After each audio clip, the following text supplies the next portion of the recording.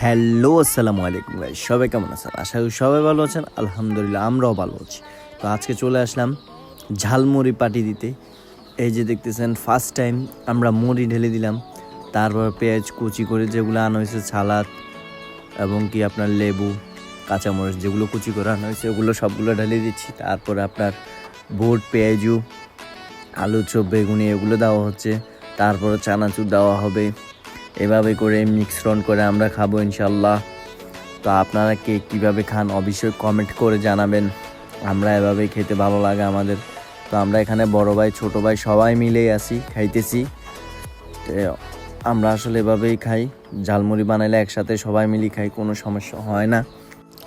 তো এই যে দেখতেছেন এখন বুট দিবে, তারপর হচ্ছে এগুলো সব কিছু রেডি করতেছে আমাদের সোহেল ভাই।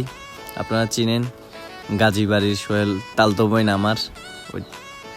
তো ওনাকে আমরা আসলে তালতো বোন বললে উনি চেতি যায়, কারণ উনি ঘরের সব কাজ কাম উনিই করতো। ওনার আম্মু অসুস্থ ছিল, তো অসুস্থ থাকার কারণে উনিই সব কাজ কাম করতো, ওনার আম্মুকে হেল্প করতো।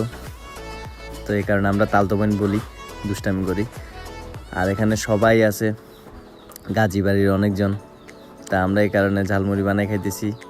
তো এই যে রনি, তারপর মোবারক, তারপর আমি, আরও অন্যান্যজন সবাই আছে। তাই এই যে এখন আমরা শুরু করতেছি। আসলে ঝালমুড়িটা অনেকটাই ভালো হয়েছে, খাইলে বুঝবেন। আলহামদুলিল্লাহ অনেক ভালো হয়েছে, অনেক ভালো হয়েছে। এগুলো কালারটা দেখছেন, কালারটা দেখলে অস্থির লাগে, এত মিশ্রণ হয়েছে, এত ভালো লাগে। তা আসলে মানে বিদেশি এলাই গিয়েছিল আমরা ইয়েনে, তো হিয়ের উপলক্ষে আমরা খাইয়ে হিয়ে বিয়ে করতো না। যেটা কইছি বিয়ে গিয়ে করেন, ইয়ে বিয়ে করতে না। তো সবাই ভালো থাকবেন, সুস্থ থাকবেন, আমাদের জন্য দোয়া করবেন। আল্লাহ হাফেজ।